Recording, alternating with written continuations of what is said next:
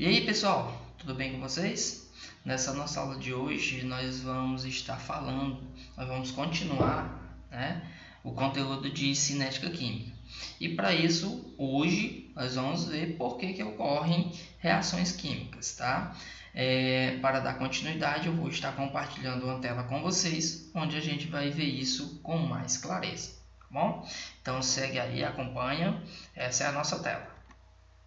Vocês estão vendo aqui a continuação da explicação que a gente parou no último momento, de aula. Tá? Então, vamos começar a partir desse ponto.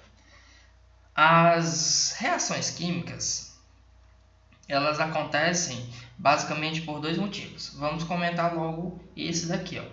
O primeiro aqui que tem aqui, ó, colisões intermoleculares. O que são essas colisões intermoleculares? Tá? E além de a gente saber o que são colisões intermoleculares, nós ainda vamos ver o que acontecem de duas formas. Nós temos as não eficazes, tá?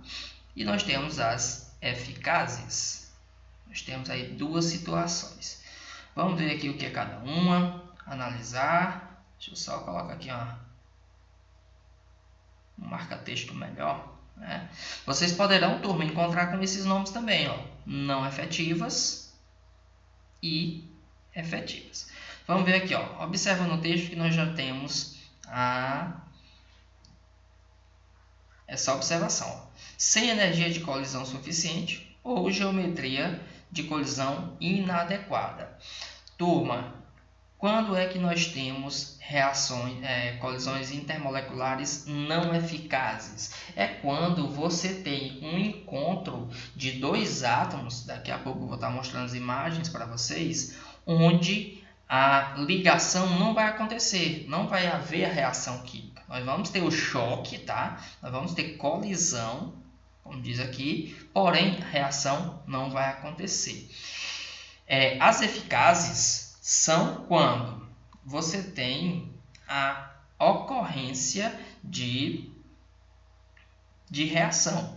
Vocês estão observando aqui, ó, observação, com energia suficiente ou a geometria de colisão adequada.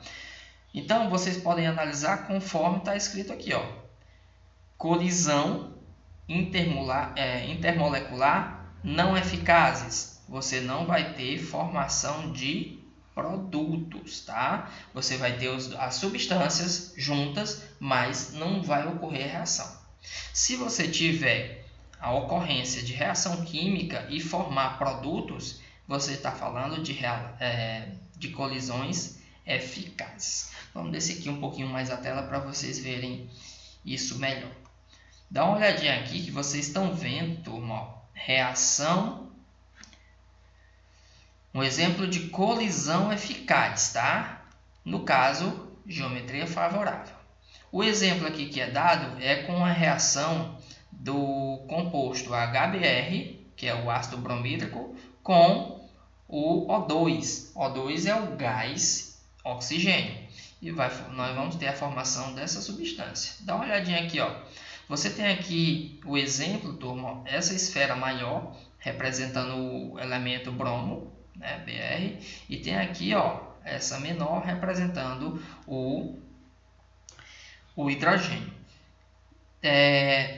Esses riscos da imagem, vocês podem observar, isso aqui é representando que eles estão em velocidade, em movimento naquela direção, no caso aqui para a direita. O gás oxigênio vem no sentido contrário. Bom? E quando os dois se colidem, vocês podem observar aqui nesse desenho, ó, a colisão, o que é que vai acontecer? Aqui um átomo no popular empurra o outro, E você vai ter, ó, exatamente isso aqui, ó. Vocês estão vendo, tá? O hidrogênio vai sair desse espaço. Ele vai ficar ligado ao oxigênio e o oxigênio fica entre o Br e o hidrogênio, como está mostrando nessa figura aqui abaixo. Tá bom? Claro, se você quiser ver os detalhes, você ainda tem outro detalhe aqui, ó, antes de chegar no resultado final. Tá bom? Isso aqui já vai ser o resultado final, que é o que você está vendo aqui em cima com a molécula HBrO2. Ok, turma? Então você tem aqui, ó, um exemplo de colisão eficaz, onde você vai ter a formação de um produto.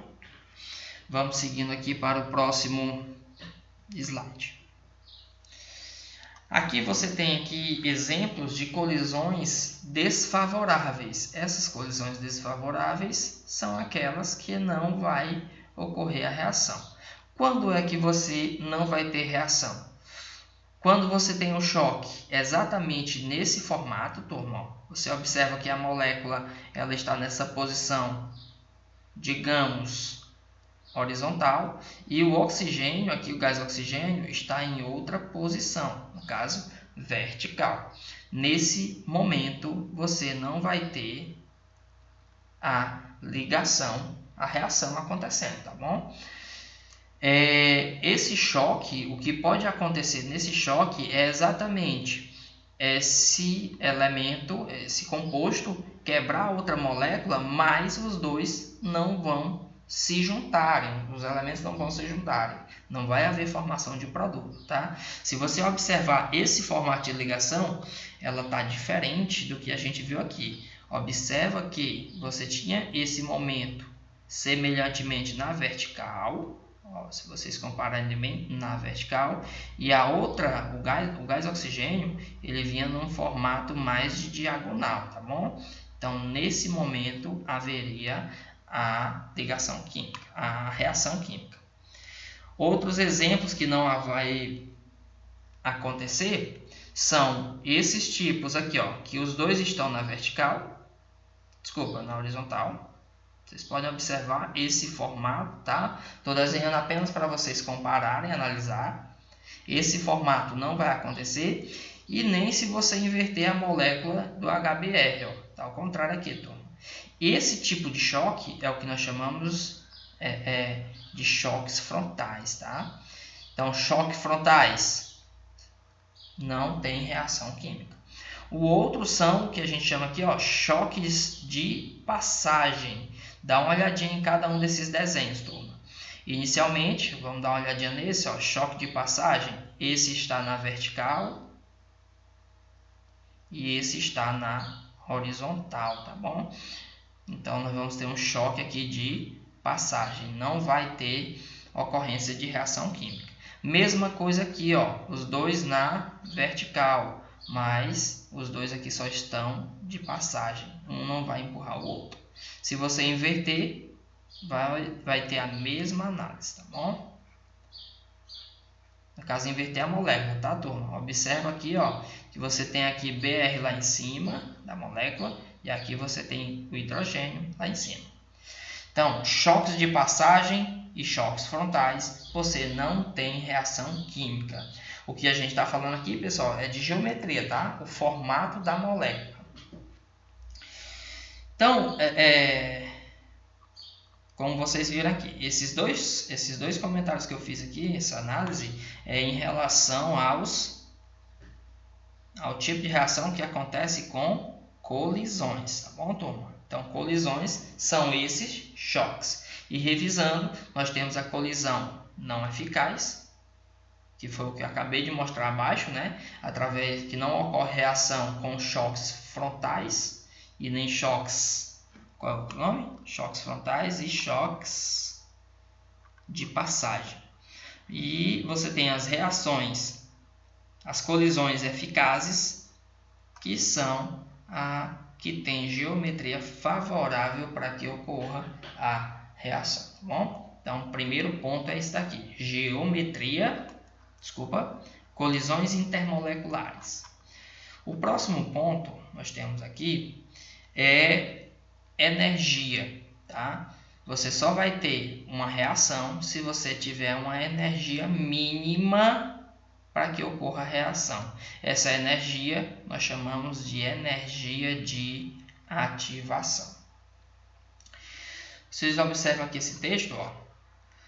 Além de colisões Com orientação espacial adequada, as moléculas devem apresentar uma energia cinética mínima que propicie a ruptura das ligações entre reagentes e formação de novas ligações nos produtos. Você tem aqui, quanto maior esse símbolo, pessoal, é de energia de ativação, tá? Então, quanto maior a energia de ativação, mais lenta vai ser a reação. Dá uma olhadinha aqui em cima, Nós temos aqui ruptura. Ruptura, para quem não souber o que é ruptura, é a mesma coisa que quebra. Tá bom? Então, é necessário que tenha uma energia mínima para que ocorra a quebra das ligações e forme novas ligações entre os elementos. Para vocês observarem aqui, vamos pegar esse desenho aqui que aconteceu, que a gente analisou.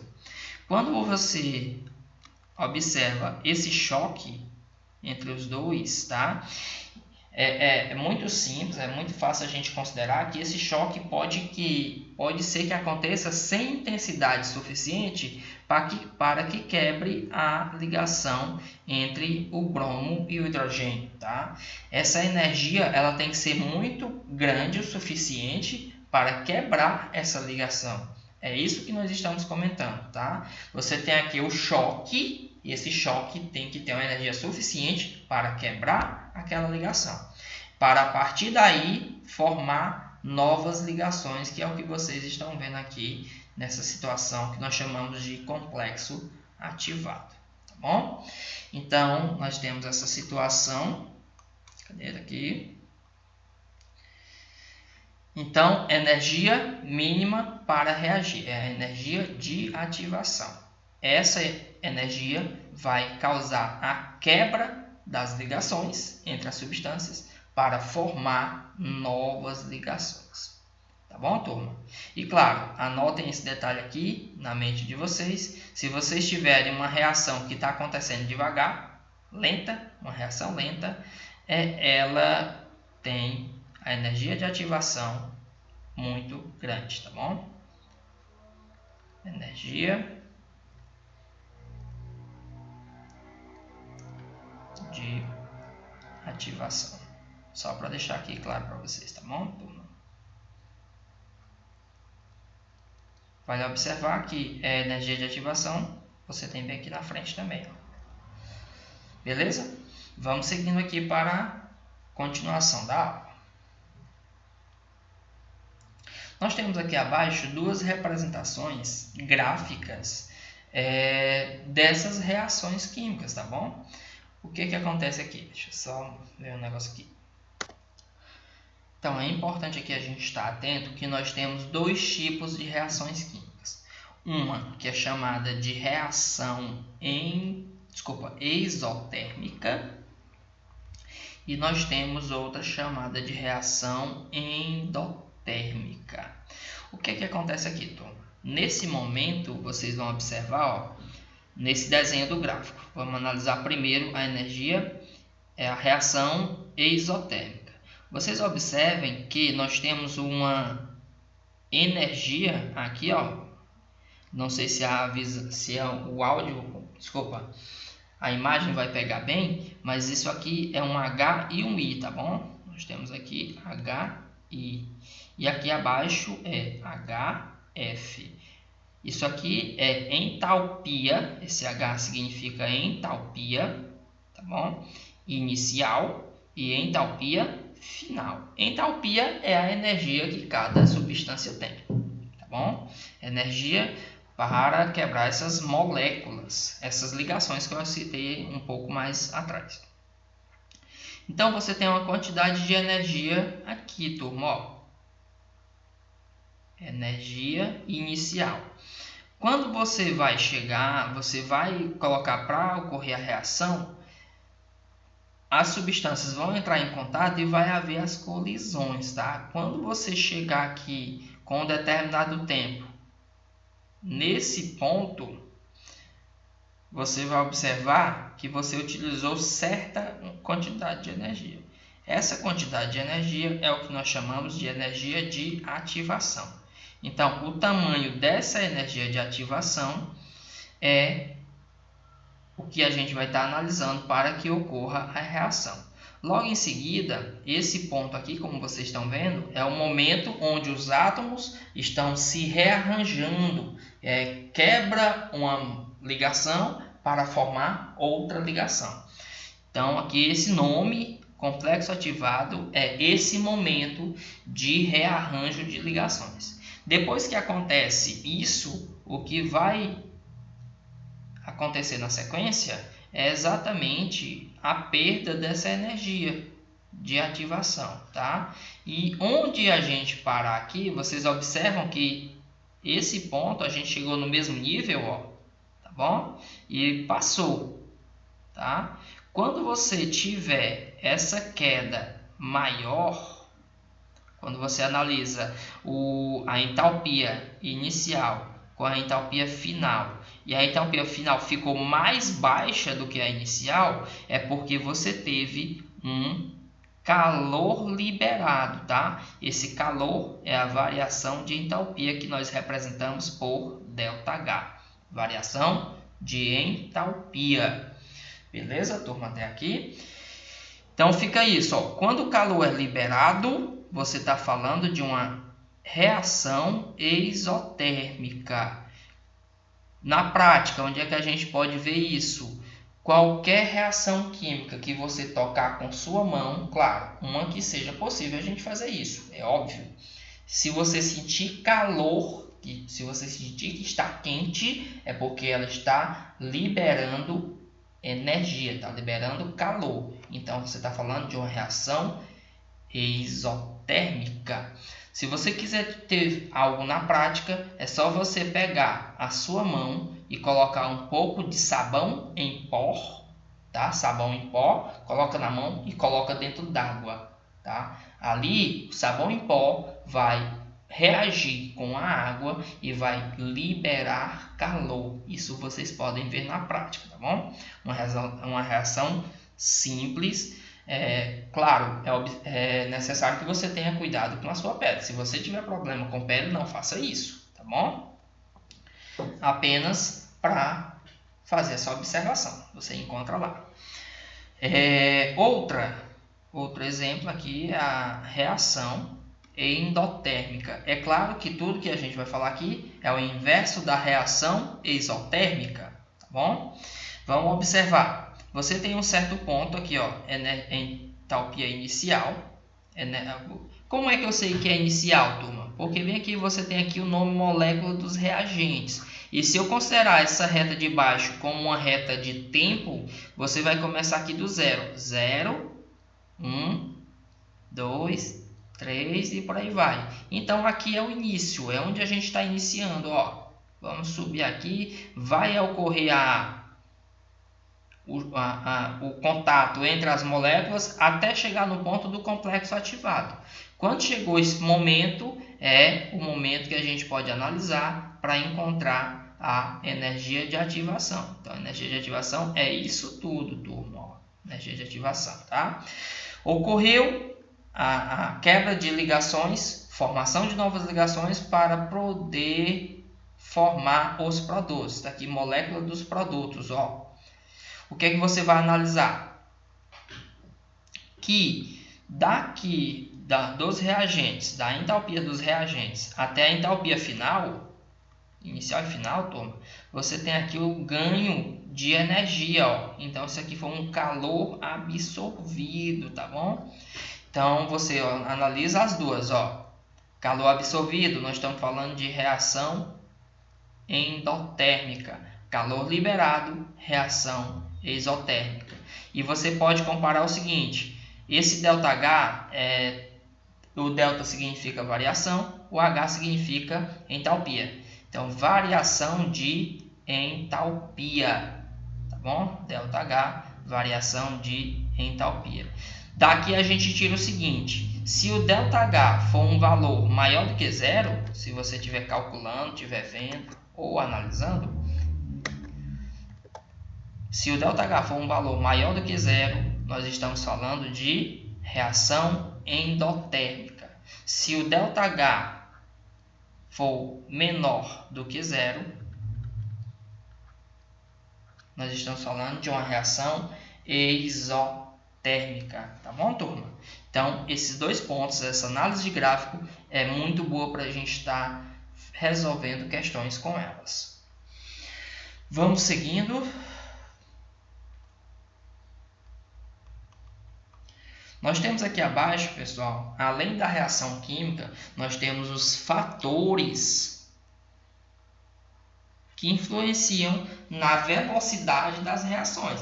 Tipo assim, a reação você já sabe que vai acontecer, porém, a gente tem como acelerar essa reação, tá? Ou retardar. Vamos dar uma olhadinha aqui nos pontos que nós temos. Primeiro item, a área de contato dos reagentes. Turma, se vocês pegarem, por exemplo, aquelas fogueiras de São João, geralmente vocês observam que os galhos, eles são organizados um ao lado do outro, tá? Vou tentar desenhar aqui alguma coisa parecida. Eles são organizados um ao lado do outro e vai formando aquele monte que a gente vê. Tá? Se você olhar assim numa visão mais lateral, você tem uma formação mais ou menos assim, ó. Só para vocês terem a noção do que eu estou falando. Esse tipo de organização, turma, você deixa mais difícil que entre oxigênio aqui dentro entre a madeira, tá? Entre os galhos, para que ocorra a reação. Quando eu falo aqui reação, é porque é o seguinte, turma, se você pega a madeira e junta com o gás oxigênio, isso aqui é o que nós chamamos de queima, é combustão, tá? Isso aqui é combustão que a gente chama. Em popular é queimar, tá bom? Queima desses galhos da fogueira, né? Então, turma, se você faz essa organização, é claro que a sua intenção é que a fogueira demore mais tempo para acabar, tá bom? Porque você está evitando que o ar circule livremente entre os galhos. Porém, se você pegar, turma, nesse formato, botar os galhos nesse formato de quadrado, tá? Por exemplo, coloca aqui um galho, coloca aqui outro galho, coloca aqui outro galho e vou formando esse desenho e vou colocando um em cima do outro até eu ter uma certa altitude. Se você colocar fogo em cima de uma fogueira organizada nesse formato, ela vai acabar bem mais rápido, porque você está deixando esse espaço aqui no meio para circular livremente oxigênio. E o oxigênio é a fonte para fazer fogo. Então, nós temos duas situações. Ó. Aqui você aumentou o contato. Aqui você tem mais contato com a madeira, tá bom? Com o oxigênio. Nesse caso, não. Você não tem mais contato do que o outro formato, tá bom? Então, nós temos aqui contato com a madeira. Me dá só um segundo, deixa eu só ver aqui um detalhe. Então, turma, seguindo aqui, ó. Nós temos também a possibilidade de você ter uma concentração de reagentes maior ou menor, tá? Então, isso aqui nós vamos ter uma influência na velocidade das reações. Outro ponto é a temperatura e a energia de ativação. Isso vai influenciar diretamente nas reações químicas. Outro ponto, radiações, descargas elétricas e ação de catalisadores. Turma, catalisadores são substâncias que você acrescenta na reação, ela vai acelerar a reação, mas não vai alterar o teu resultado final, tá bom? Vamos descer aqui mais um pouquinho. Por exemplo, nós temos aqui contato entre os reagentes, que eu já citei, já dei um exemplo, porém aqui tem outro. Esse fator é sentido quando um dos reagentes for sólido. No caso da madeira, sólida, né? Você tem, por exemplo, aqui, ó, o ferro prego, tá bom? Se você pegar prego e fizer uma reação com ácido sulfúrico, você vai ter a formação do sulfato ferroso e liberação de um gás chamado gás hidrogênio. Uma situação. Se você fizer isso com limalha, o que é limalha, turma? É ferro em pó. Para deixar mais claro para a gente, ferro em pó. E fizer essa reação, você vai ter o resultado do mesmo jeito, tá? Ó, sulfato ferroso com... Turma, deixa eu só considerar aqui sulfato ferroso, sulfato de ferro. Deixa eu ver aqui. Daqui a pouquinho eu dou uma olhadinha no nome, se é esse daqui mesmo. Mas o que vai importar para a gente é o seguinte. Nós temos a mesma formação, a mesma substância, FeSO4 e o H2, o gás hidrogênio, né? E você tem a seguinte observação. Na primeira, a velocidade da reação é de um jeito, na segunda é de outro. O que é que acontece? Como você tem ferro em pó, o ferro em pó ele tem um contato, uma área de contato bem maior do que o próprio prego, tá bom? Então você tem a velocidade 2 sendo bem maior do que a primeira. Então eu posso dizer que a velocidade 1 da do prego ela ocorre mais lenta do que a velocidade 2 da limalha, tá bom? Vamos seguindo aqui para o próximo slide. Turma, nós temos aqui concentração dos reagentes. A velocidade é proporcional à concentração dos reagentes. Esse fator é expresso pela lei da ação das massas ou a lei cinética, tá? Você tem aqui, por exemplo, já citei para vocês, né, a lei cinética, H2 mais O2, formando a água, H2O, fazendo aqui o balanceamento, nós vamos ter duas moléculas de água e 2 de H2.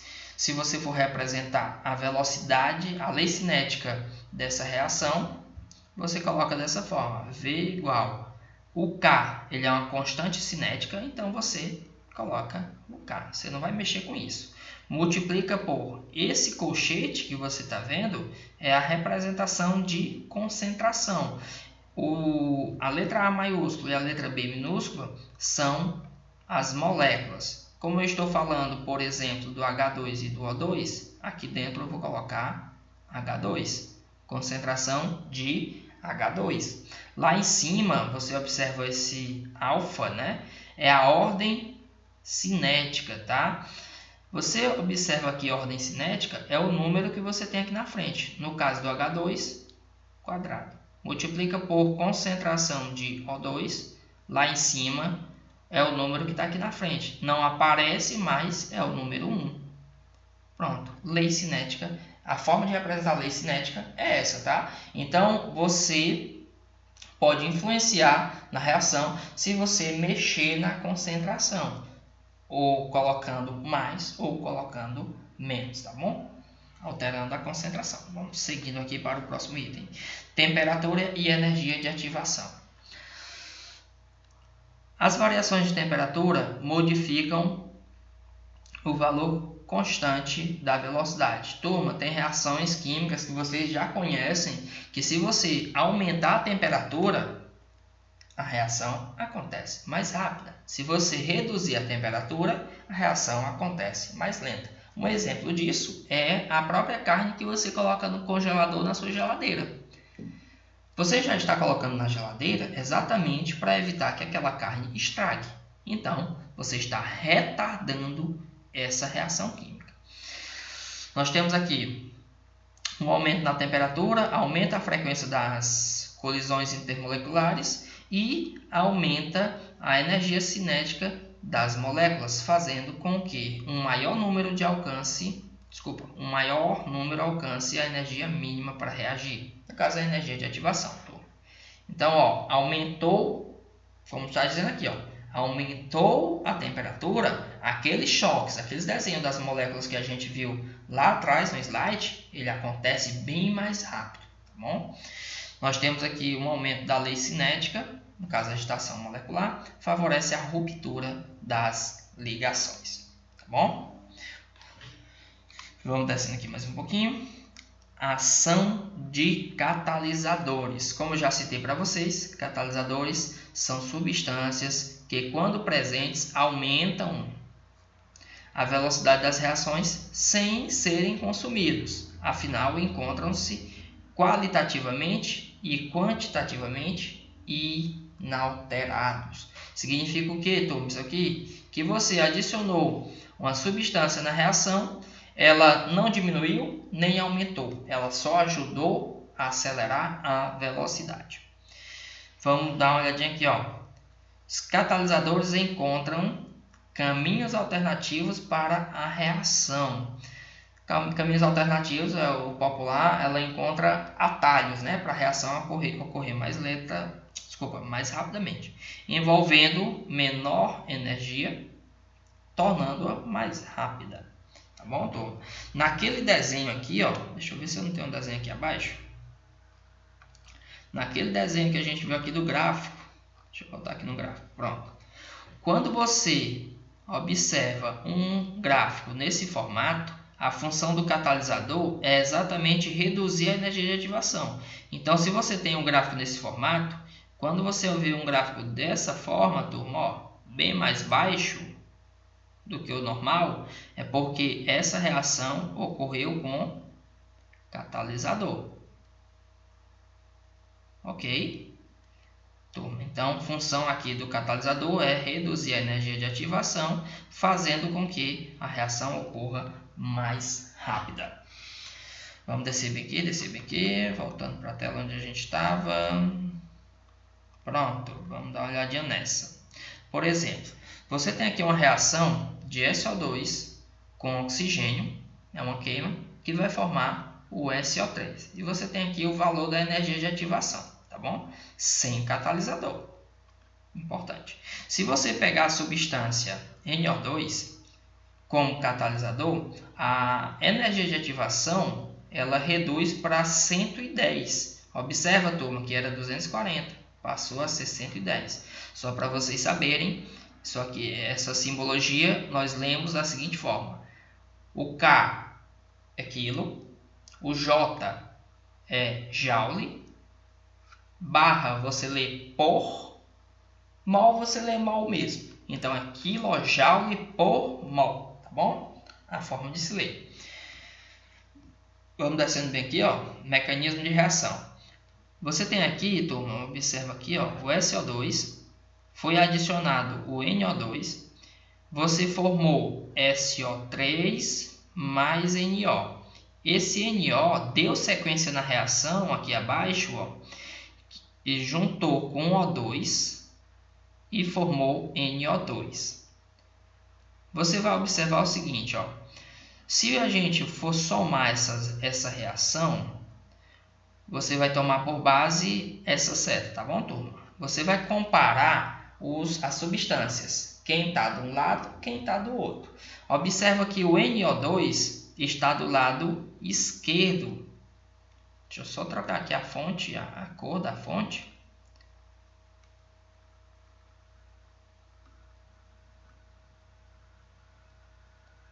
Está do lado esquerdo. E o outro NO2 está do lado direito. O que é que vai acontecer? Lado direito dá certo. Essa reação, esses compostos acabam se anulando, tá? Por isso que já está arriscado aqui. A mesma coisa acontece com o NO, que vocês estão vendo, ó. Estão em lados diferentes. Só quem sobrou foi o SO2, tá aqui embaixo.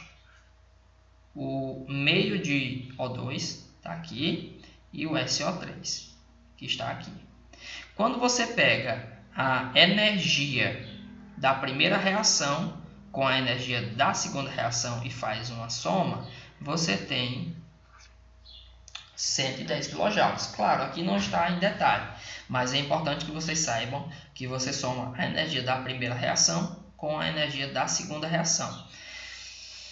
Observação: por que dá um valor menor? Turma, muitas dessas reações elas têm o valor negativo, tá bom? E esse valor negativo, quando você junta com positivo, você tem uma queda no valor numérico.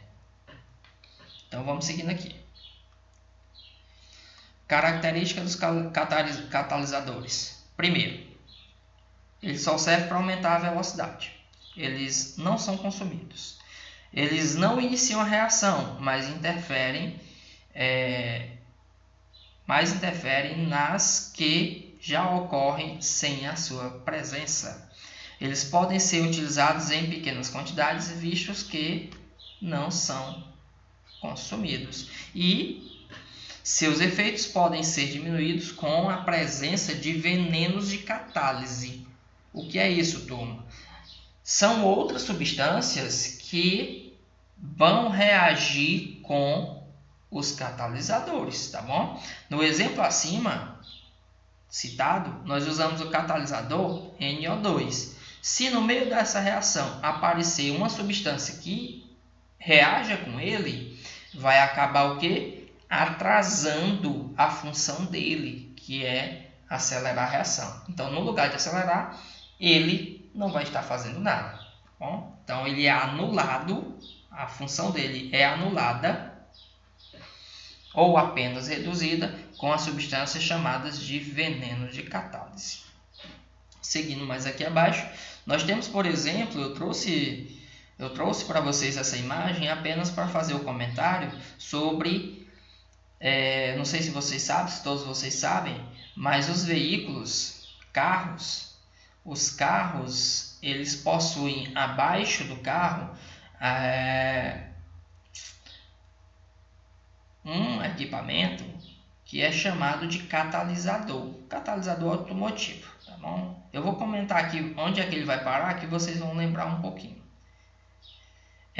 Nesse catalisador, você vai ter todos os gases que saem da queima do motor do veículo, tá bom? Esses gases vão passar pelo catalisador e vão ser filtrados. Eu vou utilizar o nome filtrados, tá bom? Esse filtro, na realidade, é uma catálise que acontece. Dentro do catalisador temos substâncias que vão fazer o quê? Pegar as moléculas que vêm do motor e vão reagir de uma forma muito rápida e vão liberar substâncias que, de certa forma, são melhores para a atmosfera. Essa liberação acontece lá naquela peça do carro que é chamada de escapamento, né? Cano de escapamento. Então, no cano de escapamento, nós vai estar saindo gases, de certa forma, gases melhores para a atmosfera, melhores do que o que iria sair, porque esses gases que tem antes de passar pelo catalisador, eles são muito prejudiciais à saúde e à própria atmosfera, à própria natureza, tá? Então, nós temos aqui a função do catalisador. É uma reação bem rápida que acontece. Imagina cada queima que acontece no motor do veículo. Eu estou falando de carro, porém pode ser moto, tá? Qualquer veículo que tenha um cano de escapamento. A função do catalisador é acelerar essas reações, tá bom? E claro, muitas pessoas até chamam de filtro, porque você está filtrando, você está tirando esses gases nocivos e liberando gases menos nocivos, vou dizer assim, tá bom? Vamos seguindo aqui. Turma, aqui é o nosso nosso último slide, tá? Comentando sobre velocidade das reações químicas e os fatores que interferem nessa velocidade, tá bom? Então, eu vou deixar para vocês esse momento. Qualquer dúvida, vocês podem retornar aqui no vídeo, assistir novamente. Vocês podem comentar aqui abaixo, tá? Eu vou estar analisando e provavelmente respondendo num próximo vídeo, qualquer dúvida que haja, tá bom? Vou trocar aqui de tela. Isso daqui. Então, turma, ó, a gente finaliza nossa aula por aqui. Desejo a vocês bons estudos, tá? E a gente se encontra numa próxima aula. E até mais.